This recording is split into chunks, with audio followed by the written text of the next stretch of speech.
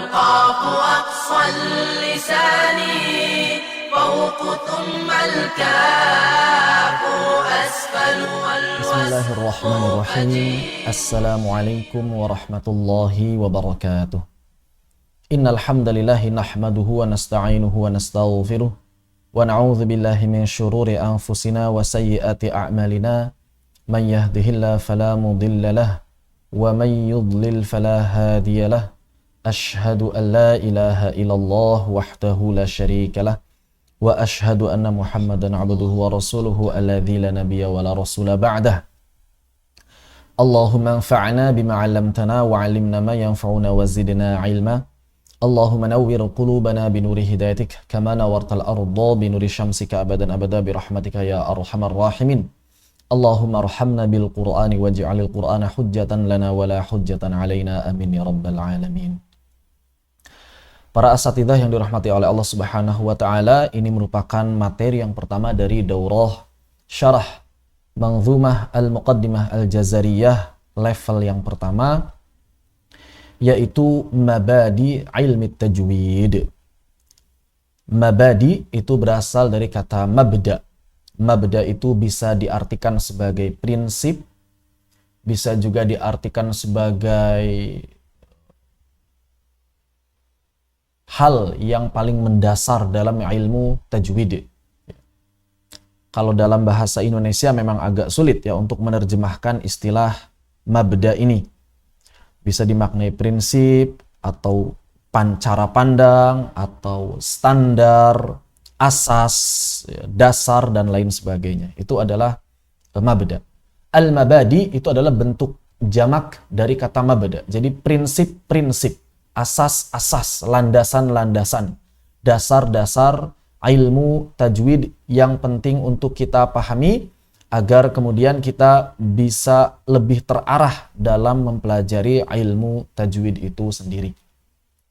Karena walaupun kita secara khusus mempelajari matan Manzumatil Muqaddimah Al-Jazariyah, namun secara umum kita akan mempelajari ilmu tajwid dari awal sampai akhirnya insyaallah ta'ala. Namun mengikuti susunan atau urutan bab dalam Muqaddimah Jazariyah. Adapun bagian-bagian yang tidak dibahas dalam Muqaddimah Jazariyah maka kami akan tambahkan baik sebelum masuk dalam matan, di pertengahan matan, ataupun ketika telah selesai membahas matan. Jadi akan banyak tambahan faidah insyaallah ta'ala yang berkaitan dengan ilmu tajwid. Walaupun poin-poin tersebut tidak disebutkan oleh Al-Imam Ibnul Jazari rahimahullahu ta'ala. Semua itu dalam rangka agar kita bisa memahami tajwid secara syamil mutakammil, ya, secara integral dan komprehensif. Bukan hanya paham Muqaddimah Jazariyahnya saja, akan tetapi benar-benar memahami ilmu tajwid secara umum. Dan sebelum kita mempelajari sebuah cabang ilmu apapun, ilmu akidah kah, fiqih kah, tazkiyatun nafs kah, ilmu qiraat atau ilmu tajwid yang akan kita pelajari hari ini, maka sudah sepatutnya bagi kita memahami prinsip dasar dan sinopsis, gambaran umum ilmu yang akan kita pelajari. Sehingga kita bisa lebih memahami mengapa kita mesti mempelajari ilmu tersebut dan bagaimana kita bisa berinteraksi dengan ilmu itu secara tepat, terarah, tidak belok sana, tidak belok sini, tidak memiliki banyak cabang yang tidak ada hubungannya dengan ilmu tersebut. Setidaknya para ulama menyebutkan bahwa setiap cabang ilmu itu memiliki 10 poin atau landasan atau asas prinsip yang menjadi dasar bagi sebuah cabang ilmu. Dan sangat penting untuk kita pahami. Prinsip-prinsip tersebut dikenal dengan istilah al-mabadi'ul ashrah. Al-mabadi' al-ashrah atau 10 prinsip. Ya, kalau dibacanya dipisah, al-mabadi' al-ashrah. Kalau diwasal, al-mabadi'ul ashrah. Mabadiul Ashrah sendiri ini berasal dari perkataannya Asy-Syaikh Muhammad Ali As-Sabban rahimahullahu ta'ala. Beliau menyebutkan 10 prinsip ini dalam Hasyiatus Sabban, ya, ala syarah Alfiyah Ibni Malik dalam catatan kaki atas penjelasan alfiyah, atas penjelasan kitab matan alfiyah, yakni matan yang berbicara mengenai ilmu nahwu, salah satu cabang ilmu bahasa Arab. Jadi beliau ketika akan masuk membahas ilmu nahwu, salah satu cabang gramatika bahasa Arab, maka beliau menyebutkan, apa yang beliau katakan? Inna mabadi kulli fannin ashrah, al-haddu wal mawdu'u thumma thamrah, wa fadluhu wa nisbatun wal wadi' wal ismu listimdadu hukmu syari' masailun wal ba'du bil ba'di iktafa wa man daral jami'a haza syarafa. Kemudian para ulama setelahnya mengatakan bahwa 10 prinsip ini bukan hanya bisa diterapkan pada cabang ilmu nahwu saja, namun juga dapat diterapkan pada seluruh cabang ilmu syariat. Bahkan ilmu umum sekalipun bisa. Termasuk di dalamnya ilmu tajwid. Makanya kalau kita lihat ya, hari ini ada satu kitab khusus yang membahas 10 prinsip cabang-cabang ilmu. Jadi 10 prinsip cabang ilmu akidah apa, 10 prinsip cabang ilmu fikih apa, tafsir apa, tajwid apa, usul fikih apa, terus ada itu sampai berapa cabang ilmu, 15 cabang ilmu kalau tidak khilaf. Dalam satu kitab disebutkan prinsip-prinsip setiap cabang ilmu tersebut apa saja. Beliau, Syekh Muhammad Ali As-Saban, mengawali perkataan dengan mengatakan inna mabadi, aslinya secara bahasa inna mabadi'a. Namun hamzahnya ini dihadzaf, dihilangkan untuk menyesuaikan susunan syair, untuk meringankan pelafalan dan menyesuaikan susunan syair, dan itu boleh dalam ilmu syair atau ilmu arud istilahnya. Inna mabadi kulli fannin asyrah, sebagian ulama membaca dengan hamzah sukun. Inna mabadi kulli fannin asyrah, boleh. Namun untuk meringankan, maka sebetulnya cukup dengan mad ya. Inna mabadi kulli fannin asyrah, al-haddu wal mawdu'u thumma thamrah, wa fadluhu wa nisbatun wal wadi' wal ismu listimdad. Nah ini sering banyak yang salah baca. Lism listimdad ini hamzahnya hamzah wasal. Jadi bukan wal ismu al-istimdad, bukan, tapi walismu listimdad, walismu listimdad. Ada juga yang kadang baca walismul istimdad, tidak, walismu listimdadu hukmu syari' masailun wal ba'du bil ba'di iktafa wa man daral jami'a haza syarafa. Dalam sebagian cetakan ditulis nalas syarafa. Ada yang menulis haza syarafa, ada yang menulis nala syarafa. Artinya sama, mencapai atau menggapai. Inna, sesungguhnya mabadi, prinsip-prinsip kuli setiap fanin cabang ilmu asyrah ada 10. Aslinya asyarah ya, dan taknya, dan ini haknya sebetulnya tak marbutoh, tapi untuk menyesuaikan syair dia disukunkan. Al-haddu, batasan atau definisi, al-mawdu', objek bahasan, thumma thamrah, kemudian manfaat mempelajarinya. Wa fadluhu, dan keutamaannya. Wa nisbatun, nisbah itu korelasi dengan cabang ilmu yang lain. Wal wadi', wadi' itu adalah peletak dasar keilmuan, peletak dasar teoritis. Siapa yang pertama kali meletakkan dasar-dasar teoritis cabang ilmu tersebut? Kalau secara praktek tentu saja semua ilmu syar'i itu berakar dari Nabi Muhammad sallallahu alaihi wa ala alihi wasallam. Namun secara teori, nah itu yang kemudian para ulama generasi tabi'in atau tabi'un tabi'in yang kebanyakan menjadi pelopor dari perkembangan teoritis sebuah cabang ilmu. Wa nisbatun wal wadi' walismu. Lism itu adalah nama ilmunya. Walismu listimdad, dan juga istimdad, sandaran hukum. Standarnya itu apa? Ya, sandaran ilmu ini apa? Begitu. Kalau dalam fikih misalnya sandarannya adalah Al-Quran, kemudian sunnah, ijma', qiyas. Dalam tajwid seperti itu tidak. Tentu saja berbeda. Tentu saja ada perbedaan. Kemudian hukmu syari', hukum mempelajari dan mengamalkannya. Masail, kemudian fasal-fasal, ya, permasalahan-permasalahan yang dibahas di dalam ilmu tersebut atau rukun ilmu tersebut itu apa saja. Wal ba'du bil ba'di iktafa. Nah, ini sebagian ulama menafsirkan istilah wal ba'du bil ba'di iktafa dengan mengatakan maksudnya adalah satu dengan yang lain saling mencukupi. Satu dengan yang lain saling mencukupi. Maksudnya memiliki hubungan yang tidak bisa dipisahkan antara satu prinsip dengan prinsip yang lain. Namun sebagian ulama yang lain menafsirkannya adalah kalau memahami sebagian saja sudah mencukupi. Ini maknanya agak sedikit berbeda ya. Kalau makna yang pertama itu lebih kepada jangan pisah-pisahkan. Kenapa? Karena satu dengan yang lain saling mencukupi, saling melengkapi, begitu. Adapun kalau makna kedua, memahami sebagiannya saja sudah mencukupi, tidak perlu memahami keseluruhannya. Begitu. Kebanyakan guru-guru kami dahulu ketika menjelaskan hal ini lebih cenderung ke pendapat yang kedua, bahwa siapa yang memahami sebagiannya sudah cukup baginya.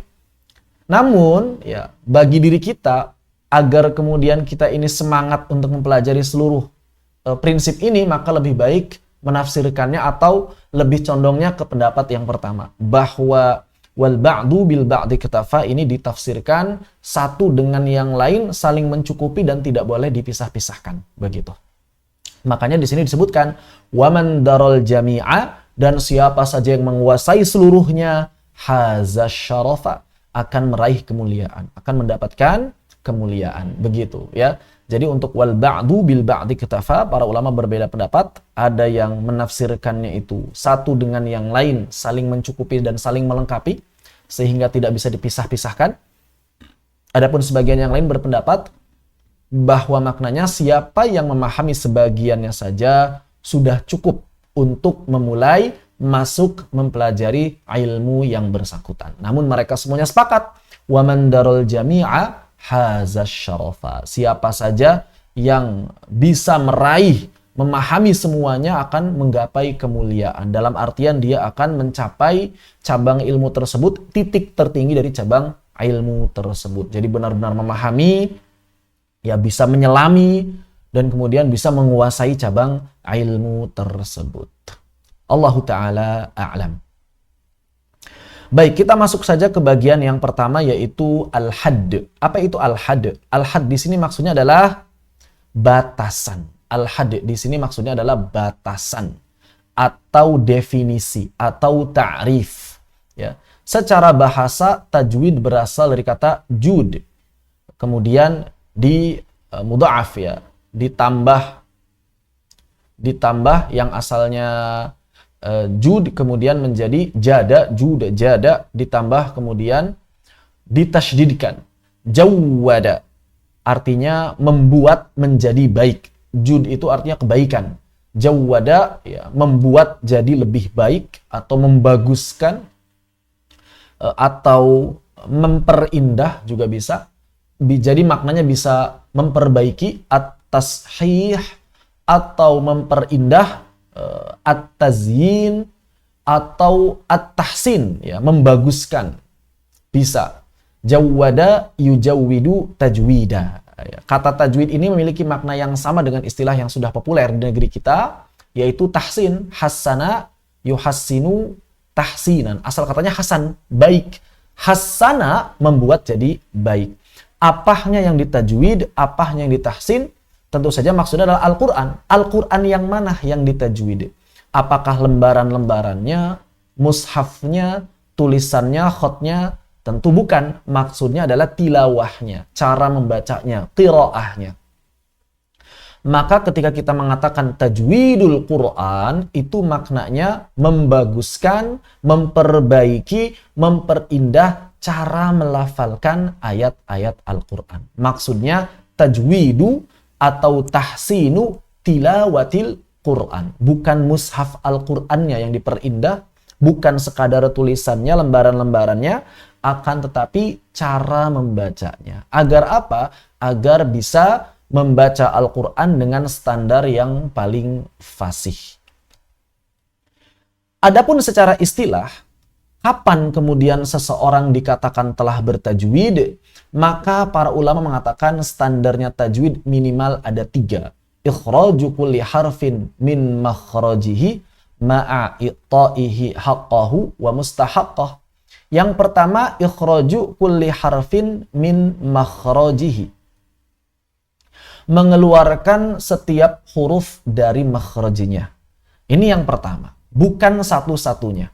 Kadang-kadang sebagian orang mengira bahwa bacaan yang fasih itu ditentukan oleh makhrajnya saja. Ini keliru. Kalau makhraj adalah salah satu standar kefasihan, benar. Tapi kalau mengatakan bahwa makhraj satu-satunya standar kefasihan, ini keliru. Karena kadang ada sebagian orang yang kalau mendengar bacaan yang bagus, wah makhrajnya bagus, begitu ya. Ada bacaan yang kurang bagus, langsung divonis, wah makhrajnya nggak pas. Padahal bisa jadi makhrajnya sudah bagus, namun sifat-sifatnya yang belum sempurna. Karena begitu banyak orang yang membaca Al-Quran ya, dengan makhraj yang tepat, namun belum fasih. Kok bisa makhrajnya tepat, tapi belum fasih bacaannya? Karena memang makhraj bukan satu-satunya standar dalam kefasihan membaca Al-Quran, dalam kefasihan berbicara. Makhraj hanya salah satu dari beberapa standar kefasihan melafalkan huruf hijaiyah secara umum atau lafal dari ayat-ayat Al-Quran secara khusus. Jadi akan sangat mungkin ada orang yang makhrajnya sudah bagus, sudah tepat, sudah sempurna, namun bacaannya masih kurang fasih. Kenapa? Karena belum memenuhi standar yang lain. Apa itu? Ma'i'ta'ihi haqqahu. I'ta haqqahu, ya. I'ta'ihi haqqahu, sambil bersamaan dengan mengeluarkan huruf dari makhrajnya tersebut, memberikan haqqahu, ya di sini jadi maf'ul atas masdar haqqahu. Begitu. Memberikan apa? Haknya. Apa itu hak? Nah, para ulama berbeda pendapat apa makna hak. Para ulama berbeda pendapat apa makna hak. Pendapat pertama mengatakan hak adalah sifat lazimah.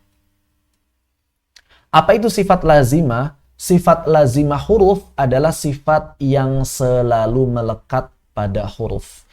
Bagaimanapun keadaan huruf tersebut, sifat itu mesti selalu ada. Atau sifat itu selalu ada, karena itu adalah sifat bawaan huruf tersebut. Misalnya apa sifat lazimah? Ada rakhawah, ada syiddah, ada hams, ada jahr, ada istifal, ada isti'la. Yang walaupun dalam sebagian keadaan ada huruf-huruf yang justru memang harus dihilangkan sifat lazimahnya dalam sebagian keadaan. Ya, jadi sifat lazimah itu adalah sifat bawaan yang selalu menyertai huruf ketika huruf itu diucapkan. Secara alamiah sudah selalu menyertai huruf. Begitu.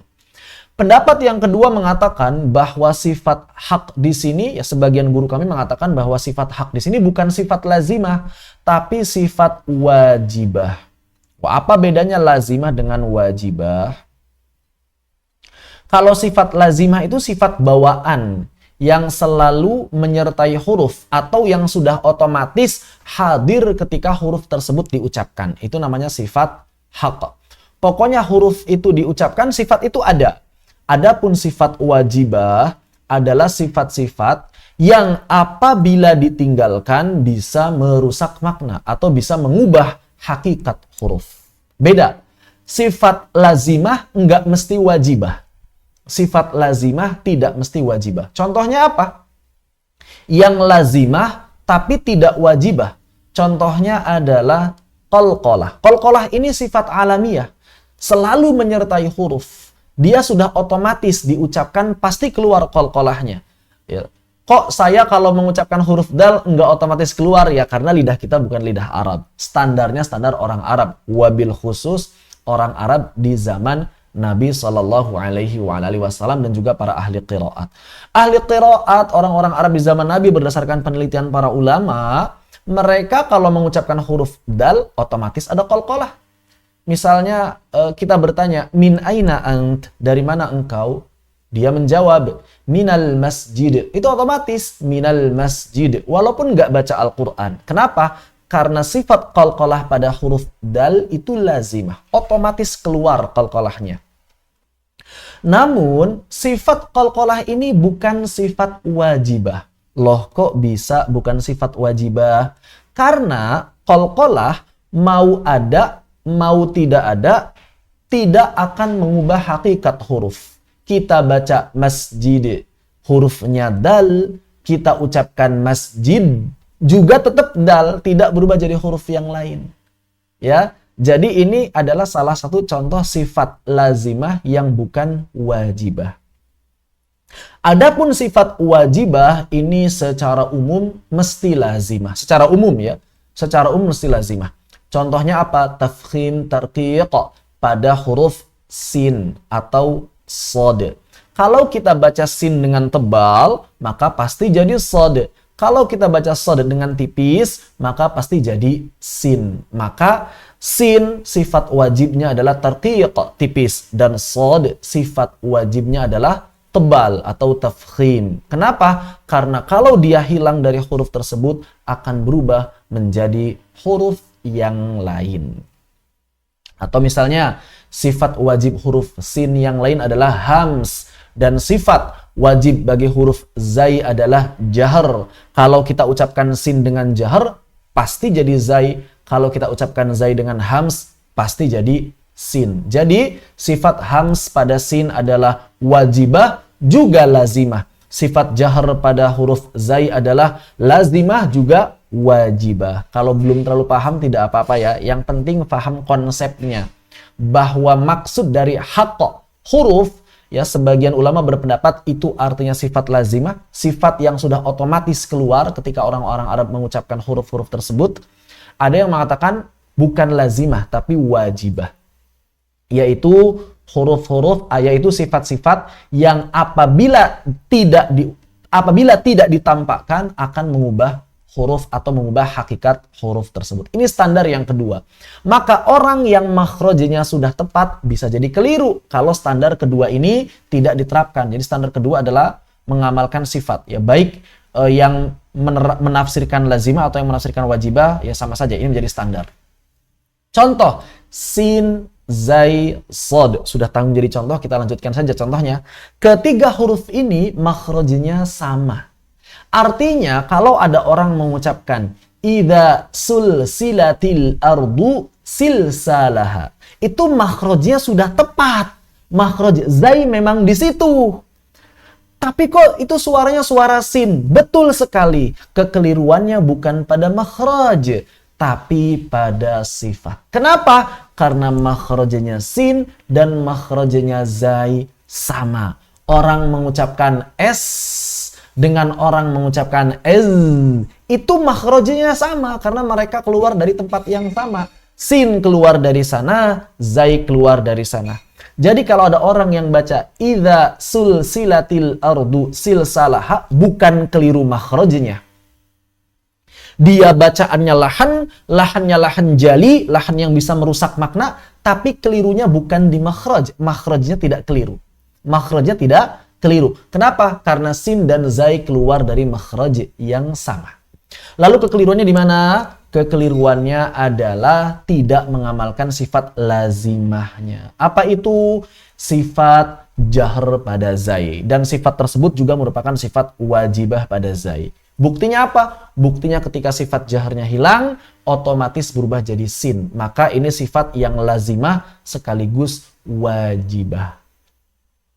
Apakah sudah cukup kalau misalnya orang membaca dengan makhraj yang tepat? Sifat haqq yang juga sudah disempurnakan? Belum cukup. Ada yang ketiga. Apa itu? Sifat mustahaq. Ini adalah standar ketiga. Jadi akan sangat mungkin ada orang yang makhrajnya sudah benar, sifat haqqnya sudah tertunaikan, tapi masih belum fasih dalam standar tajwid. Kenapa? Karena mustahaqnya belum dipenuhi. Apa itu mustahaq? Kalau kita berpendapat bahwa haqq adalah lazimah, maka mustahaq artinya aridoh. Apa itu aridoh? Ya lawan dari lazimah. Apa artinya? Kalau lazimah itu sifat yang selalu menyertai huruf, kalau aridoh sifat yang kadang menyertai huruf, kadang tidak menyertai huruf. Jadi kalau kita mengatakan bahwa makna haqq adalah lazimah, berarti makna mustahaqnya aridoh. Contohnya apa? Contohnya misalnya ikhfa, iqlab, izhar. atau idgham pada huruf nun. Kita misalnya mengucapkan apa? In kuntum ta'lamun. In kuntum ta'lamun. Ini makhraj nunnya sudah benar. In, makhraj nunnya sudah benar. Kuntum, makhraj nunnya sudah benar. Juga sifat wajib nunnya, sifat lazimah nunnya sudah tertunaikan. Ada gunah di sana. In, kun. Sudah cukup, sudah tertunaikan. Artinya memenuhi dua standar. Standar makhraj sudah terpenuhi. Standar hak, sifat hak juga sudah terpenuhi. Tapi belum terpenuhi standar yang ketiga. Apa? Mustahaqnya. Ada mustahak apa di sana? Ada ikhfa. Ya. Lihat, makhrajnya sudah benar. Sifat haknya juga sudah benar. Tapi belum fasih dalam standar tajwid. Kenapa? Karena mustahaknya belum tertunaikan. Jadi, ya, kalau kita mendengar ada seseorang yang membaca Al-Quran belum fasih, jangan langsung tergesa-gesa bilang, "Weh, makhrajnya keliru." Nah, ini sebagian orang Indonesia kadang-kadang sering bilang begitu. Ada orang yang bagus bacaannya, "Wih, makhrajnya mantap." Ada orang yang jelek bacaannya atau keliru bacaannya, "Wih, makhrajnya keliru." Padahal bukan makhraj. Jangan sedikit-sedikit makhraj, sedikit-sedikit makhraj. Bukan. Ya. Tidak semua kekeliruan dalam tajwid itu dalam masalah makhraj. Bukan. Bahkan bagi para pembelajar menengah ke atas, apalagi para pengajar tajwid, kekeliruan dalam bab makhraj itu sedikit sekali. Kebanyakan kekeliruan justru pada bab haq dan lebih-lebih pada bab mustahaq. Kebanyakan kekeliruan hari ini itu bukan di bab makhraj. Jarang. Ada memang yang masih keliru makhrajnya ya. Kalau pemula-pemula ya wajar keliru makhrajnya. Tapi buat para pengajar jarang yang keliru makhraj. Kebanyakan mereka itu kelirunya di sini. Di haqq dan juga di mustahaq ya. Harusnya bagaimana? Ya disempurnakan ikhfa'nya. In kuntum ta'lamun. Bukan in kuntum ta'lamun. Lalu bagaimana kalau kita memilih pendapat yang kedua bahwa hak adalah wajibah, maka berarti mustahak di sini bukan aridah melainkan disebut dengan istilah tazyiniyah atau tahsiniyah. Sifat tahsiniyah, sifat yang menghiasi huruf tapi tidak berpengaruh pada makna. Ada atau tidak ada sifat tersebut ya maknanya tidak rusak. Contohnya qalqalah. Qalqalah itu lazimah tapi bukan wajibah, melainkan tahsiniyah. Ikhfa bagaimana? Ikhfa juga tahsiniyah. Dia aridah juga tahsiniyah. Jadi sifat huruf itu ya bisa dibagi dari dua sisi. Apakah dia bisa mengubah makna atau tidak? Maka dibagi menjadi dua. Sifat wajibah, sifat tahsiniyah. Sifat wajibah adalah sifat-sifat yang dapat mempengaruhi makna, yang apabila ditinggalkan bisa merusak makna. Adapun sifat tahsiniyah adalah sifat yang memperindah pelafalan, yang dimana sifat ini tidak ada kaitannya dengan makna. Maksudnya bagaimana? Kalau sifat ini ditinggalkan, maknanya tidak rusak, cuma kurang indah, kurang fasih saja. Begitu. Adapun dari sisi melekat atau tidaknya huruf, melekat atau tidaknya sifat pada huruf, maka terbagi menjadi dua, lazimah atau aridah. Sifat lazimah adalah sifat yang senantiasa melekat pada huruf secara otomatis, secara alamiah. Adapun aridah, sifat yang kadang muncul, kadang tidak ada. Misalnya dia ini muncul ketika fathah, tapi ketika kasrah tidak ada. Contohnya ikhfa pada nun. Nun ketika bertemu dengan kaf, otomatis ikhfa dia. Tapi bertemu dengan hamzah, tidak ada ikhfa'nya. Berubah jadi idhar. Ya kan? Ini namanya aridah, sifat yang berubah-ubah. Lazimah sifat yang tetap, aridah sifat yang berubah-ubah. Nanti akan kita bahas lebih detail mengenai pembagian sifat dan rinciannya tentu saja dalam bab sifatul huruf hijaiyah.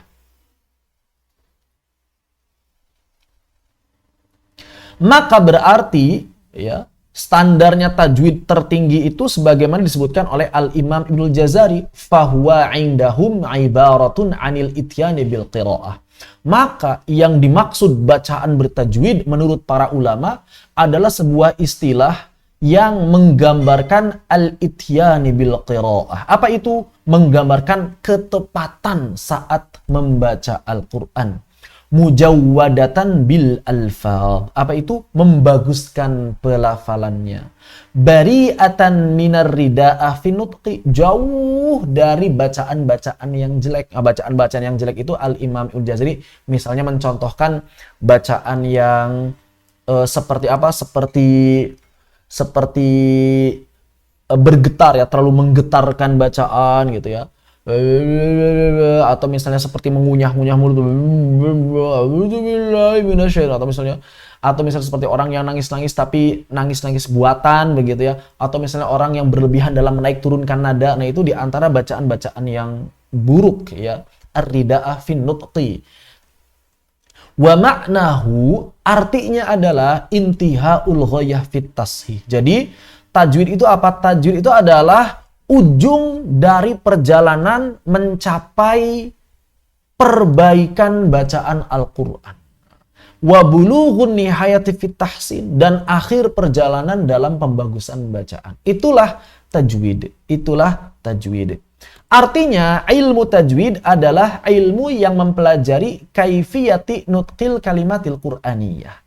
Ilmu yang mempelajari tata cara melafalkan lafal-lafal Al-Qur'an min haitsu, dari sisi ikhraju kulli harfin min makhrajihi, dari sisi bagaimana kita mempelajari setiap huruf ini dikeluarkan dari makhraj yang tepat. Wa i'ta'ihi haqqahu, juga bagaimana kita menunaikan sifat-sifat haknya. Minas sifatil lazimah, di sini lebih kepada sifat lazimah ya, ini diambil dari kitab Ghayatul Murid. Walaupun tadi ada sebagian ulama atau sebagian guru-guru kami yang menjelaskan maksudnya adalah sifat wajibah. Wa mustahaqqahu minal ahkam, dan juga sifat-sifat mustahab dari hukum-hukum tajwid yang muncul dari pertemuan huruf-huruf dan perubahan sifat-sifat lazimah tadi. Waslan, baik saat dibaca wasal, waqafan atau ketika waqaf, wabtidaan atau ketika dibaca di awal kalimat. Itulah inti dari pembelajaran tajwid. Mempelajari cara membaca lafal-lafal Al-Qur'an dari sisi bagaimana pelafalan atau bagaimana mencari makhraj yang paling tepat, menunaikan sifat haknya, menunaikan sifat mustahaknya, baik saat wasal, waqaf ataupun ibtida. Ini adalah definisi tajwid. Maka berarti kalau kita memahami hal ini, tajwid tidak akan mempelajari tafsir, nggak akan mempelajari sebab-sebab turunnya ayat, nggak akan mempelajari hikmah, nggak. Tajwid itu fokus pada pelafalannya saja. Bagaimana melafalkan huruf. Tajwid juga berarti tidak akan mempelajari apa? Variasi qiraat dan lain sebagainya. Dan di sini disampaikan bahwa ilmu tajwid fokusnya adalah pada kalimat Qur'aniyah. Jadi kita masuk ke bagian yang kedua, prinsip yang kedua, al-mawdu' atau objek bahasan. Maka mawdu'nya tajwid, objek bahasan tajwid adalah kalamullah. Ini penting nih. Artinya apa? Artinya berarti ketika kita mempelajari tajwid, fokus utamanya adalah bagaimana melafalkan Al-Quran dengan lafal yang paling fasih. Berarti ilmu tajwid nggak akan ngurusin lafal-lafal selain Al-Quran. Karena lafal-lafal selain Al-Quran, ya kalaupun dibaca nggak fasih, tidak menjadi aib. Tidak menjadi makruh begitu. Misalnya ada orang nanya ke temannya, min aina anta, tidak masalah kan walaupun tidak disukunkan. Tapi Al-Quran harus ada ikhfa, harus disukunkan. Min aina ant. Itu kalau Al-Quran. Kalau di luar Al-Quran, ya boleh. Kalau mau dibaca seperti Al-Quran tidak masalah. Min aina ant. Mau dibaca biasa saja, min aina anta, juga tidak masalah begitu kan? Ya, yang penting dipahami kalau lagi ngobrol. Termasuk misalnya adzan. Adzan ini bukan Al-Quran. Adzan ini hadis.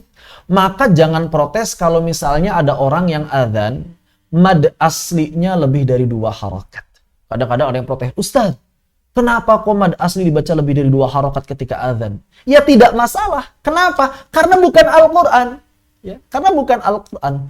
Allahu Akbar, Allahu Akbar. Misalnya. Allahu Akbar, Allahu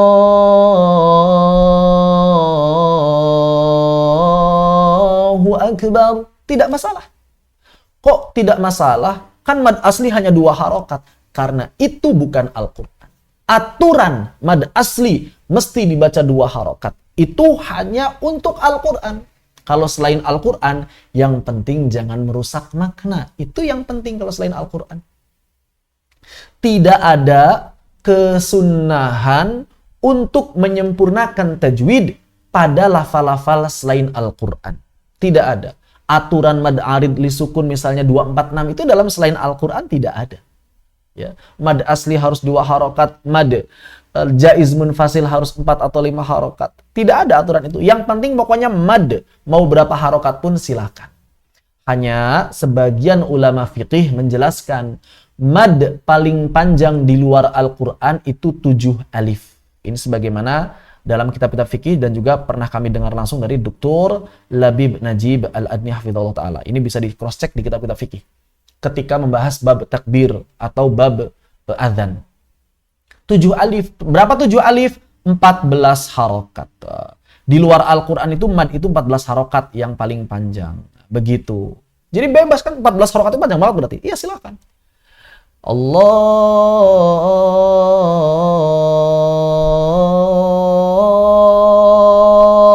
Akbar. Atau bisa lebih panjang dari itu 14 harokat. Itu paling baru 10 atau 12 harokat. Begitu. Ya, tidak masalah. Yang penting jangan sampai merusak makna. Kalau madnya tidak dibaca mad atau yang tidak ada mad dibaca mad, maka dia bisa merusak makna. Jadi kalau 1 harokat dibaca lebih dari 1, ini merusak makna. Yang 2 harokat atau lebih dari 2 harokat itu dibaca jadi 1 harokat, ini juga merusak makna. Jadi madnya harus dibaca. Mau berapa kadarnya? Dipersilakan, yang penting tidak lebih dari 14 harokat. Allahu Ta'ala a'lam. Sehingga dalam pembelajaran tajwid, kita tidak akan membahas atau menguraikan hukum-hukum bacaan dalam hadis. Misalnya, innamal a'malu binniyat. Oh, itu ada gunnah, harus dibaca. Innamal a'malu binniyat. Tidak mesti begitu baca hadis. Yang penting jangan merusak makna. Innamal a'malu binniyat. Itu sudah cukup. Itu sudah cukup. Misalnya, man ra'a minkum munkaran falyughayyir biyadihi. Enggak mesti baca man ra'a minkum munkaran falyughayyir biyadihi. Tidak mesti seperti itu. Tidak mesti seperti itu. Ya, yang penting jangan merusak makna. Walaupun boleh-boleh saja kalau mau disempurnakan tajwidnya sebagaimana membaca Al-Qur'an. Kenapa? Karena tajwid itu sebetulnya adalah bahasa Arab yang paling fasih. Cuma tidak ditekankan kalau bukan Al-Qur'an. Tajwid juga tidak akan membahas persoalan variasi bacaan. Misalnya Maliki Yaumiddin ya, atau Maliki Yaumiddin, Ihdinas Siratal Mustaqim dibaca dengan sin atau dengan zai, itu nggak dibahas. Mungkin dibahas tapi sebagai bukan sebagai yang inti, sebagai tambahan saja biasanya apabila terdapat perbedaan lafal atau perbedaan beberapa cara baca yang berbeda dalam sebuah riwayah. Itu biasa dibahas sedikit ya. Tidak akan intinya bukan membahas variasi bacaannya. Beda sama ilmu qiraat. Kalau ilmu qiraat dibahas. Ini bacanya begini, menurut riwayah ini begini, menurut qiraat ini begini, boleh dibaca seperti ini, boleh dibaca seperti itu, begitu. Walaupun dalam tajwid juga kadang ada, cuma sedikit tadi ya. Misalnya kalau orang-orang Indonesia biasa kenal istilah gharib. Nah, gharib ini sebetulnya ini sudah berbau qiraat ini, kental sekali bau qiraatnya. Karena memang ketika kita mempelajari tajwid atau sebuah matan, otomatis kita akan menyesuaikan penjelasan matan itu dengan bacaan Al-Quran yang kita amalkan. Riwayah Al-Quran yang kita lazimi dan kita amalkan. Kita sekarang membaca Al-Quran dengan riwayah Hafs dari jalur Asy-Syatibiyah. Maka nanti matan Muqaddimah Jazariyah ini akan ditafsirkan berdasarkan riwayah Hafs jalur Asy-Syatibiyah. Begitu. Kecuali kalau kita pengen yang lain, ya bisa. Kalau misalnya kita tinggalnya di Afrika, mungkin bisa jadi Muqaddimah Jazariyah ditafsirkan berdasarkan riwayah Warsh. Jadi Muqaddimah Jazariyah ini bersifat umum ya. Bisa digunakan untuk riwayah apapun atau qiraat apapun sebagaimana yang telah dijelaskan dalam selayang pandang Muqaddimah jazariyah. Jadi tajwid tidak akan membahas persoalan variasi bacaan, sebab turunnya ayat, makna, tafsir Al-Quran, itu tidak akan dibahas dalam tajwid. Walaupun kadang disinggung saja sedikit. Misalnya bab rosem, waqaf ibtida, ini kan kaitannya dengan tafsir, ya. Termasuk sebab turunnya ayat, nanti waqaf ibtidanya seperti apa. Itu ada, tapi bukan fokus bahasannya. Inti dari tajwid adalah tadi, ikhraju kulli harfin min makhrajihi ma'a i'ta'ihi haqqahu wa mustahaqqah. Terpenuhi 3 standar ini selesai. Ya, terpenuhi makhrajnya tepat, sifat haknya tertunaikan, sifat mustahaknya tertunaikan, itu sudah cukup. Selesai bab tajwid. Begitu, ya. Memang walaupun seluruh cabang ilmu tersebut saling berkaitan satu dengan yang lainnya. Wallahu ta'ala alam, ya, ini adalah bagian dari prinsip yang pertama dan yang kedua, yaitu ta'rif atau definisi hadd dan juga al-maudu. Semoga bermanfaat. Wassalamualaikum warahmatullahi wabarakatuh. فوق ثم الكاف